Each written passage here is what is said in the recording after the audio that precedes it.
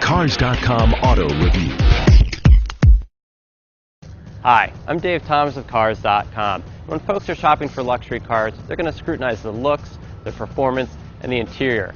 Cadillac's all-new XTS might not wow on all those points, but has a heck of a showstopper inside.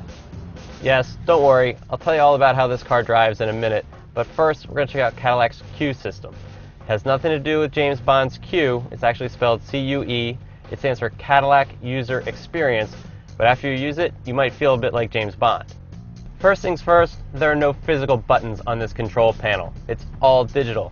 Other cars have similar systems, but I like Cadillac's. It does it a bit better, mainly because it sends a pulse of physical feedback through the console when you touch a button. So you hit your cooled seats, it actually pulsates, and your cooled seats turn on to let you know you touched it, it activated. You don't have to take your eyes off the road quite as much. Even the trickiest of controls, like the slider for the volume, work really well in the Cadillac. I've tested Lincoln's version. It was hunting all over the place when I put my finger on it. It was trying to look at the road. Here, you can put 1 or 2 fingers on the slider, just slide up and back, and the volume goes up and down just like you expect. There's also an 8-inch touchscreen. Now, lots of other cars have touchscreen navigation units like this one, but Cadillac's is a bit different.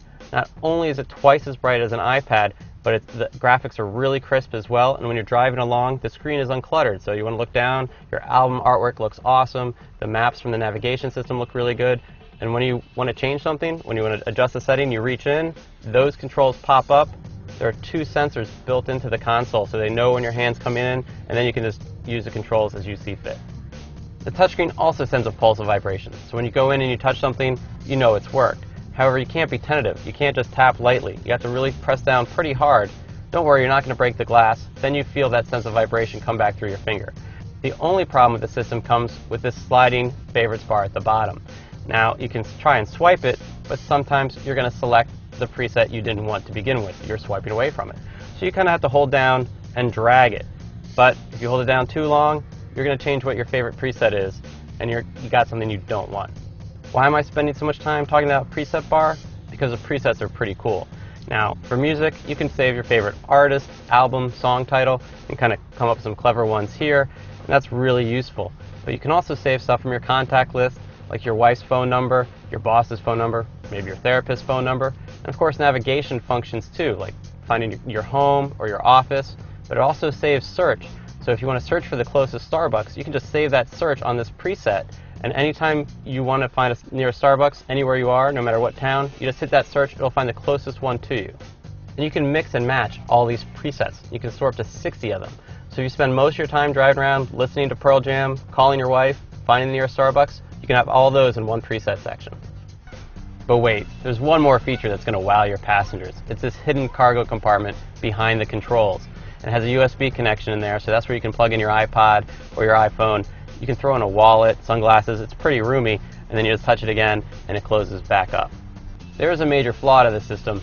It collects a lot of fingerprints, but Cadillac gives you one of these so you can wipe it down. Okay, it seems we only have about 30 seconds left of this video, so let's find out how this thing drives. The XTS is not a speed demon. It only comes with a 304 horsepower V6 engine. And while 304 horsepower may sound like a lot, this is a large sedan, over 200 inches long, so if you want a faster car, look elsewhere. The XTS is also a front-wheel drive car with all-wheel drive optional, like the one we have here. And this tester really did handle well, and the ride was quite comfortable. How roomy is it? Well, up front, it definitely takes on the competition. And in back, look at all this leg room. Plenty of room back here. How nice is it? The materials are pretty nice, right up there with Lexus. The trunk has 18 cubic feet. Fits golf bags.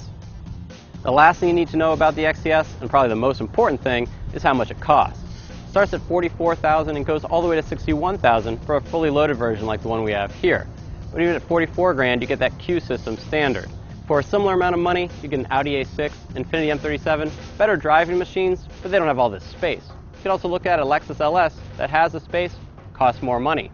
So maybe the XTS will win because it plays the space in between. It also wins because it has that Q system inside, and the rest of the car is not so bad either.